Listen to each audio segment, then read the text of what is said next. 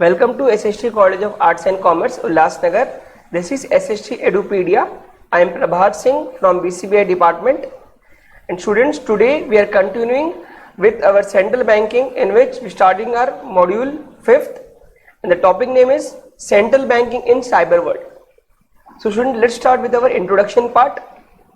So the process of liberalization which was started in 1980s in some countries, so इसका जो momentum था वो 1990 में गेन होने लगा. As the result even India has started LPG, जो कि 1991 में हमें देखने को मिला.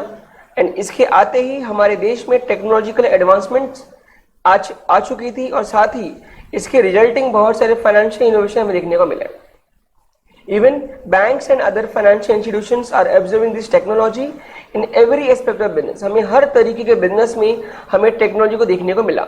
एंड साथ ही the changes induced by IT are rapid and continuous. इसमें जो भी चेंजेस जो आ रहे थे वो बहुत रैपिड थे, बहुत फास्ट थे, जिसके अकॉर्डिंग आज के समय में आपको देखने को मिलता है कि जब ये इम्प्लीमेंट हुआ था और आज के समय में बहुत ज़्यादा फर्क है because of this changes in the digitalisation. Then we talk about the various concept जो कि हमारी इस digitalization में पार्ट होती है, which is the first one is e-banking. E-banking refers to the use of electronic channels, जहाँ पर हम इलेक्ट्रॉनिक चैनल का इस्तेमाल करते हैं for the transactions of business within country as well as cross borders, जिसका इस्तेमाल हम वर्ल्ड वाइड वेब के द्वारा, इवन इंटरनेट के द्वारा बहुत सारे इलेक्ट्रॉनिक ट्रांजेक्शन हम करते हैं. Banks and financial institutions are using these electronic channels for payments as well as receipts. Payments में भी काम आते हैं और साथ में रिसिप्ट में भी इसका हम यूज करते हैं. एंड हम ऑल्सो एनकरेज करते हैं कस्टमर्स को भी कि ये भी इस पर्टिकुलर सॉफ्टवेयर को या ई बैंकिंग को अडॉप्ट करें. साथ ही e banking is available to the customers within the country as well as outside. सिर्फ ये कंट्री में नहीं, सिर्फ डोमेस्टिक कंट्री में नहीं देखने को मिलता है, आउटसाइड द कंट्री भी हमें यहाँ पर ई बैंकिंग सुविधा हमें देखने को मिलती है. एंड जो अगर हम देश के बाहर की बात करें तो वहां पर हमें से इंटरनेशनल और we can say cross border e banking कहते हैं. Then basically there are 3 types of e banking account to the bank for international settlements, which are the first one is information about the bank products and services are provided through websites. कि किसी भी bank की website पर अगर हम visit करते हैं तो वहां पर जो भी information regarding the product as well as services जो कि बैंक्स प्रोवाइड करती हैं, तो उससे हम कहते हैं बेसिक इंफॉर्मेशन वेबसाइट. उसी की तरीके से अगर हम सेकंड पॉइंट की बात करें, जहां पर मैं मेंशन किया गया है simple transaction websites which does not allow transfer of funds but can be used by customer to interact with the bank. जहां पर जो कस्टमर्स होते हैं वो ट्रांजेक्शन तो नहीं कर सकते हैं, बट अपने क्वेरीज को कस्टमर्स जो क्या करते हैं बैंक के साथ रिलेट करते हैं, उनसे इंटरेक्ट करते हैं, अपने इंक्वायरीज को सॉल्व करवाते हैं, और साथ ही साथ वहां पर they also apply for different services provide by the bank. And the third point is जहां पर the website which allow the customer to all the banking transaction, जहां पर ये हर चीज, यहाँ पर वो अपनी इंक्वायरी भी कर सकते हैं, प्रोडक्ट्स और ऑफर को चेक भी कर सकते हैं, साथ ही साथ ट्रांजेक्शन में टेक प्लेस कर सकते हैं, तो उसे हम कहते हैं advance transactional websites. When we talk about e-money, what is e-money? E-money refers to electronic money, जो कि इलेक्ट्रॉनिक फॉर्म में हम यूज करते हैं for the transactions. If e-money is used extensively, then regular coins and currency note will decline. Simple सी बात है, अगर हम e-money का ज्यादा सा इस्तेमाल करेंगे तो ऑटोमेटिक जो रेगुलर कॉइन्स है या जो करेंसी है उनकी जो रेट्स है, उनके जो बनने के जो रेट्स है वो ऑटोमेटिक डिक्लाइन होंगे. More instead of central bank alone issuing currency note, जैसे कि आपको पता है कि हर सेंट्रल बैंक अपने कंट्री में अकेले ही करेंसी नोट को इशू करती है. मेनी सोर्स में इमर्ज, अगर ऐसा हो जहाँ पे ई मनी आ जाए तो यहाँ पर बहुत सारे सोर्स हमें देखने को मिलेंगे कि नए नए मार्केट में जो ई मनी है वो लेकर के आ रहे हैं. This will erodes the power of central bank. और ऐसे में क्या होगा, इनकी जो पावर है सेंट्रल बैंक की वो धीरे धीरे कम होने शुरू हो जाएंगे. As a issuing as a controlling money supply and which also include credit creation as well. So too much issue of currency even may lead to inflation. अगर हम ज़्यादा से ज़्यादा अगर हम करेंसी को क्रिएट करेंगे, यूज करेंगे, तो क्या होगा, इससे हमारा इन्फ्लेशन भी बढ़ेगा and financial crisis emerge. And even साथ में ये भी देखने को मिलेगा the confidence of the public in the electronic system will diminish. क्योंकि अगर हम ई मनी का ज़्यादा इस्तेमाल करते हैं तो साथ ही साथ मार्केट में हमें जो कॉन्फिडेंस है वो भी हमारा पब्लिक के अकॉर्डिंग वो डिमिनिश होने को मिलता है. साथ ही we talk about introduction of technological advancement, कि जब भी हम एडवांसमेंट तरफ बढ़ते हैं टेक्नोलॉजी के साथ साथ, तो ऐसे सिनारियो में डिफिकल्ट टास्क देखने को मिलेगा, बिकॉज जो साइबर सिक्योरिटी है ये एक बहुत बड़ा चैलेंज है, बिकॉज जो ई मनी का जो यूसेज है वो वाइड स्प्रेड है, और ऐसे वाइड स्प्रेड के अकॉर्डिंग जो साइबर सिक्योरिटी है इसका रोल बहुत ही इंपॉर्टेंट हो जाता है. When you talk about e-payment, it refers to the electronic payment in which payments are made using the internet.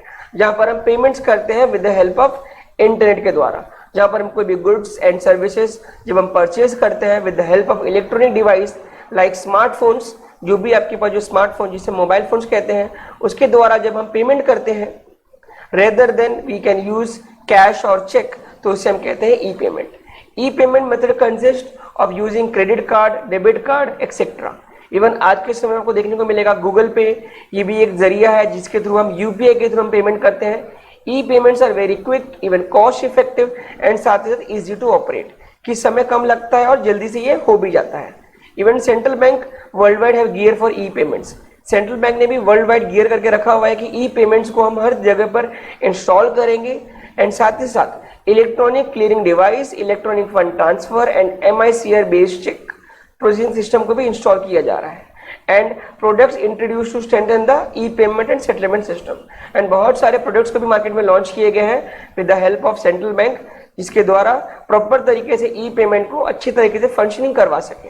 Even real time gross settlement contribute करता है फाइनेंशियल स्टेबिलिटी लाने के लिए मार्केट में, जहां पर क्विक ट्रांसफर ऑफ फंड्स होती हैं, इवन जो कॉस्ट है वो भी बहुत ज्यादा रिड्यूस हो जाती है. Then we talk about IT induced changes in monetary policy. जिस तरीके से इंफॉर्मेशन टेक्नोलॉजी को मार्केट में लेकर के लाया गया है हर एक कंट्री में, तो उसका इफेक्ट मॉनेटरी पॉलिसी पे किस तरीके से हमें देखने को मिलता है. So introduction of technological advancement pose a great challenge to the banking sector, क्योंकि जो चेंजेस देखने को मिल रहे हैं तो इनका इम्पैक्ट हमारे बैंकिंग सेक्टर पे भी देखने को मिलेगा. साथ ही जो सेंट्रल बैंक है उनमें सबसे ज्यादा देखने को मिलता है, क्योंकि with the help of globalisation along with liberalisation बहुत सारे न्यू टेक्नोलॉजी मार्केट में इंट्रोड्यूस हुए हैं जिनका इम्पैक्ट बैंकिंग सर्विस में देखने को मिलता है. तो जो regulation supervision of banking sector की सेंट्रल बैंक के द्वारा ही की जाती है, और अगर ई मनी का जो सर्कुलेशन अगर वो बढ़ता है तो ऐसे में मनी सप्लाई को कंट्रोल करना बहुत ज्यादा ही इफेक्टिव और चैलेंज हो जाएगा, क्योंकि ऐसे में जो सेंट्रल बैंक का जो रोल है वो बहुत ज्यादा डाइल्यूट हो सकता है. साथ ही when e money get issue by many the central bank lose its monopoly position, क्योंकि जब बहुत सारे लोग जब ई मनी इश्यू करना चाहेंगे तो ऐसे में जो मोनोपोली है सेंट्रल बैंक की वो भी कम हो जाएगी. The inclusion of e money in money supply and its ability to create credit is another challenging factor for the central bank.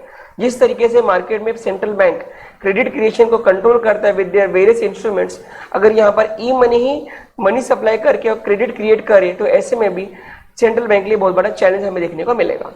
And at the end central bank have to ensure that bank adopt proper systems, क्योंकि अगर ये proper system नहीं करते हैं to earning a money, to earning a profit, और ऐसे में proper backup facility नहीं लाते हैं, सो फ्यूचर में इन चीप टेक्नोलॉजी का इस्तेमाल करते वक्त इनके सिस्टम फेलियर हो सकते हैं, और साथ ही बैंक पर से पब्लिक का जो भरोसा है, जो कॉन्फिडेंस वो भी लूज हो सकता है.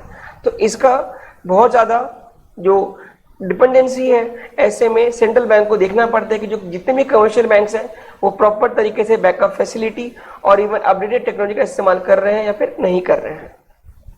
Then we talk about the last concept which is risk in the new IT era, कि जिस तरीके से ये चेंजेस देखने को मिल रहे हैं इन दिस इंफॉर्मेशन टेक्नोलॉजी, तो यहाँ पर रिस्क भी है. So IT advancement have no doubt enhance the availability of may services at a reduce cost.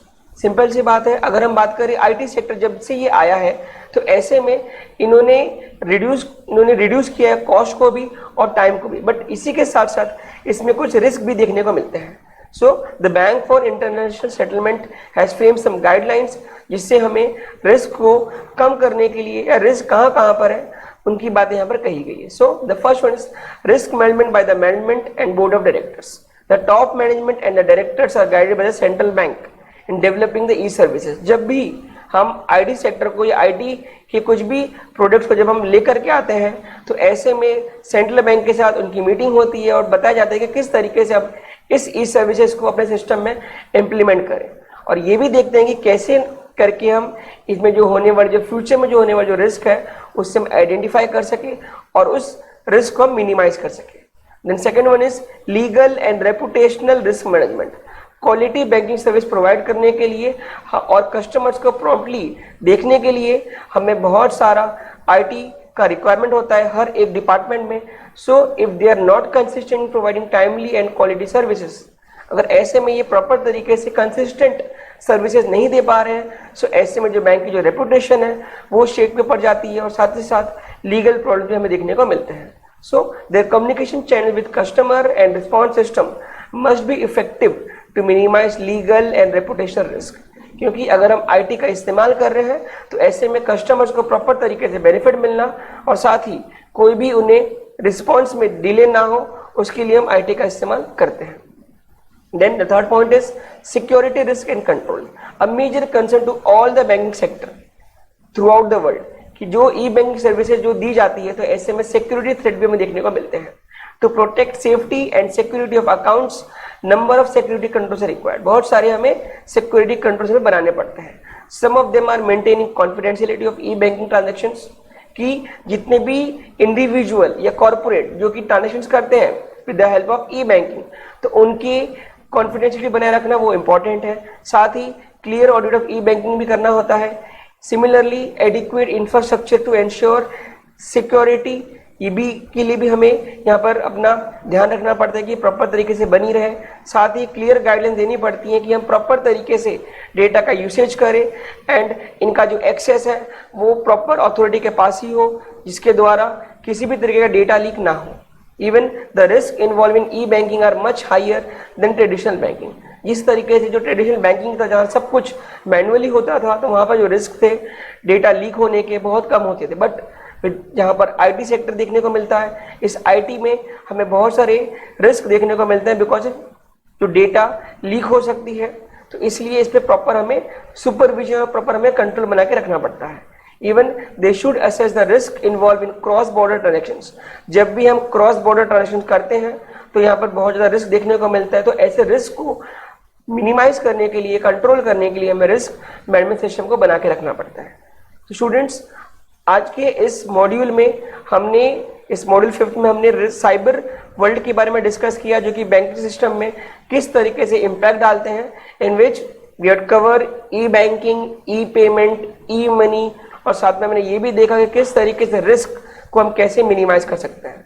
Students, we had complete the entire course of central banking. Thank you.